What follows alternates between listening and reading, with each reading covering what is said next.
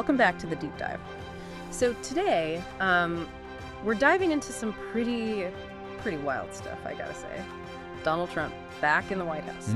Yeah, he clinched the 2024 election. So we've got this really interesting report from Al Jazeera we're going to be looking at today. We're going to try to, kind of unpack what happened like immediately after, and what it could mean, for the U.S. but also the world. Well, it's pretty fascinating because it kind of goes against pretty much every prediction that was out there before the election, right? Like all the polls, popular opinion, everything seemed to be pointing in a different direction. So this win is especially noteworthy, I think. Yeah, it's like the whole political landscape just did like a complete 180 overnight. So let's get into some specifics. We know Joe Biden's conceded, promised a peaceful transition of power, all that. But then Trump made his first big appointment, right? Susie Wiles, White House chief of staff. I mean, that's got to be a big deal. Oh, absolutely, yeah. I mean, Susie Wiles, she was like a major player in all of Trump's past campaigns. And now she's essentially his right hand in the White House. Chief of staff, they control the president's entire schedule, who gets to even see him, so they can really like influence the decision-making process. And given Wiles' history with Trump, they're pretty close. I think we could be seeing, a pretty significant impact on how he governs this time around and the policy choices he makes, all of that. That's a good point. Yeah, it's not just about, who won. It's about like who are the people kind of behind the scenes making things happen. Right. So let's zoom out a little bit. Look at the bigger picture, the political landscape overall. So Republicans have the Senate now, they've got the majority there, but control of the House, that's still a toss-up. Yeah, it's interesting. This divided Congress, it could go a couple different ways. On the one hand, it could be total gridlock, right? Neither party has enough power to really do anything. Everything just stalls out. But on the other hand, it might actually force them to work together a little bit, find some compromise. Could lead to some unexpected things happening. So, yeah, I think it's a situation with a lot of potential for conflict, but also cooperation. It really does make you wonder, like, how's this all going to play out with the U.S.'s neighbors? At Canada, Mexico, I mean, they rely so much on trade, the U.S. Yeah. And if there are any big policy changes, especially on stuff like trade and immigration, that's got to have ripple effects all across North America, right? Yeah, for sure. It's interesting, though, both Trudeau up in Canada and Sheinbaum in Mexico, they've congratulated Trump. But there's definitely this undercurrent of worry, too, Yeah. They both expressed concerns about the potential impact, especially when it comes to those two big things, immigration and trade. Yeah, it's like they're trying to be diplomatic, but at the same time, they're figuring out how to deal with this whole new reality. This Al Jazeera report, they really dive into global reactions, focusing on the Middle East, and we see these really sharp contrasts, like Israel's government, they're celebrating, but then, Palestinians, others who are in conflict with Israel, they're expressing some serious anxiety. Yeah, and this brings up a really important question. How is a second Trump presidency going to affect, U.S. foreign policy in the Middle East?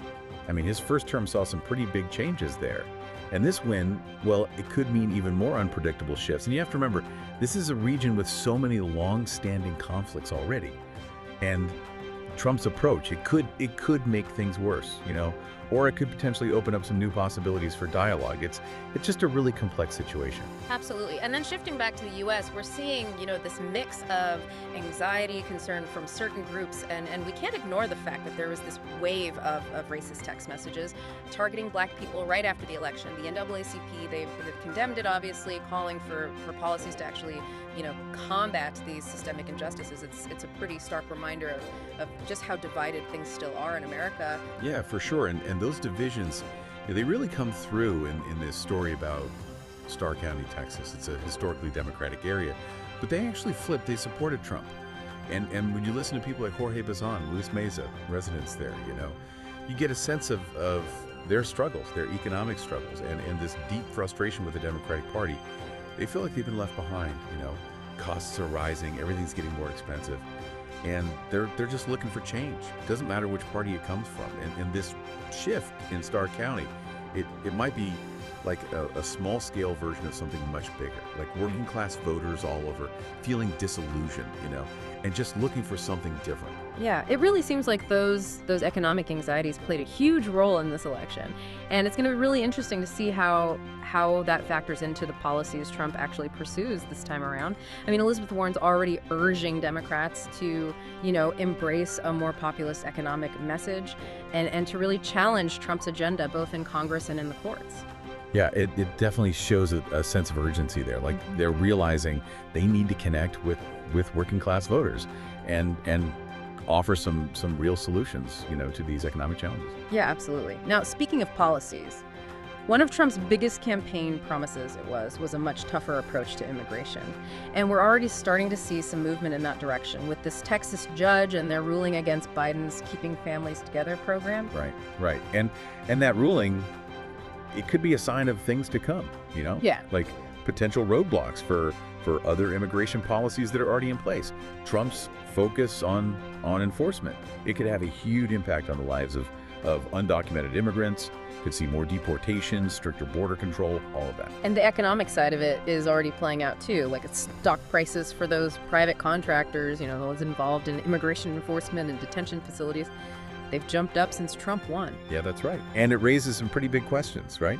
About the ethics of profiting from stricter immigration policies. Like, who's actually benefiting from all this?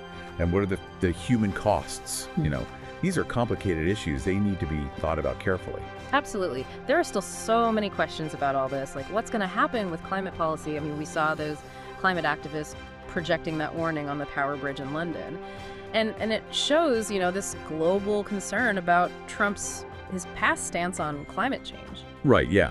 Climate change, it's a global issue. Yeah. And the U.S., it plays such a critical role in the international efforts to address it. And Trump's skepticism towards climate science and the potential for him to roll back environmental regulations, it could have huge consequences, not just for the U.S., but for the whole planet. It's a bit of a scary thought. But even with all the uncertainty, there are some signs of stability too. Like TSMC, they're a big player in semiconductor production. And they've said their plans to invest in the U.S., those are still on, even with all the potential policy shifts that might happen under a Republican-led government. Yeah, that's an important point. It suggests that some parts of the economy are still optimistic. Yeah. Even with all the potential for change, it's complicated, the economic landscape, and different industries are going to respond to these political shifts in different ways. And then, of course, we can't avoid talking about January 6th, the Capitol riot. There's all this speculation about whether Trump will pardon those who were convicted. Yeah, and that issue, it gets to the heart of some really fundamental questions about justice and accountability. Like, pardon. It would send a really powerful message about the consequences, or the lack of consequences, for trying to overturn a democratic election. It's a decision with really deep implications for the rule of law in the U.S. Yeah, and it's a reminder that January 6th, it still casts a shadow over American politics. It'll be really important to see how those events kind of influence things going forward. During Trump's second term, it feels like we're kind of standing at the edge of this huge unknown, right? Yeah, definitely. It's a situation that needs a lot of careful thought, that's for sure. We've covered a lot of ground so far. Trump's win, the surprise there, the possible policy changes, global reactions, all the anxiety people are feeling. Yeah, and we're really just scratching the surface here. There's so much to this story, so many layers, so many nuances. We could talk for hours. Exactly, and that's why it's so important for everyone listening to go beyond just the headlines, really dig into the sources we've talked about and form your own opinions. Yeah, that's it. This deep dive, it's not about giving you all the answers or telling you what to think. It's about raising awareness of the challenges, the opportunities, all of that. It's about understanding that this election, it's a turning point, a moment that's going to shape America's future in some really, really big ways. And with that understanding comes responsibility, right? Yeah. The responsibility that comes with being a citizen in a democracy. The responsibility to stay informed, to talk to each other, to hold our leaders accountable. The future isn't just something that happens to us. It's something we create. And the choices we make, today, right now, they determine what that future looks like. And that brings us to a bigger question that this election has raised, I think. Yeah. How is all of this going to impact U.S. foreign policy? and global relations. Yeah. Trump's America First approach, it had a big impact during his first term, and him being back in the White House. Well, it could mean, a continuation of that, or even a more intense version of it. Yeah, will we see a more isolationist America, or will Trump engage with the global community on things like climate change, international trade? I mean, the implications are huge. Yeah, absolutely. And then there are the domestic concerns too, right?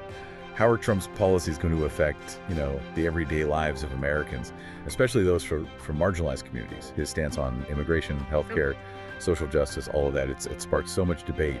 And those debates are probably just going to get more intense during the second term. It feels like we're at a crossroads, honestly, and the path we choose now, it's going to define the future of the country. Yeah, it's true. This election, it wasn't just about picking a president. It was about choosing a direction for America. The direction that's still being figured out, honestly. We're in uncharted territory here. It's a powerful image, I think. It really captures that sense of uncertainty, but also possibility. So why does all this matter to you, our listener? Why should you care about all this complex political stuff? Because at the end of the day, politics shapes the world we live in, right? It affects our economy, our healthcare, the environment, our safety, our rights. Understanding the political landscape, even when it feels, overwhelming, it's essential to being an informed citizen and to participating in and shaping the future you want to see. It's not just about, passively reading the headlines. It's about understanding, what's really going on, the motivations of the people in power, and the potential consequences of the decisions they make. Yeah, it's about connecting the dots between those policy decisions and how they actually impact your life and the lives of the people around you. It's about having those tough conversations, even with people who see things differently. I mean, this election, it's shown us just how divided we are, but it's through talking to each other with respect that we can start to bridge those divides, and find some common ground. Absolutely. Disagreement, it's inevitable in a democracy, but through civil discourse, we can work towards solutions that benefit everyone. Yeah, it's easy to get lost in all the news and opinions flying around, but in the end, it comes down to how these political changes affect real people. Yeah, real lives being impacted. So as we're wrapping up this deep dive into the 2024 election and the aftermath and all that, I think it's important to leave you with something to think about. This isn't just about who's in power now. It's a reflection of something bigger, like these deeper currents in society, these anxieties, bubbling under the surface. Yeah, it's like a snapshot of where we are as a nation right now, the good and the bad, all of it. And it's a call to action, I think. It's saying, hey, we all need to engage with this stuff, to learn, to form our own opinions, and to really participate in building the future we want. That's right. The future it's not set in stone. It's shaped by the choices we make, all of us. So keep exploring these issues, Seek out different perspectives, talk to people, have those conversations about what kind of world you want to live in. Knowledge is power. That's the saying, right? And in a democracy, well, that power belongs to the people. And on that note, we'll leave you to think about all this, about this unexpected election and your own role in what comes next. Thanks for joining us on this deep dive into the 2024 U.S. election,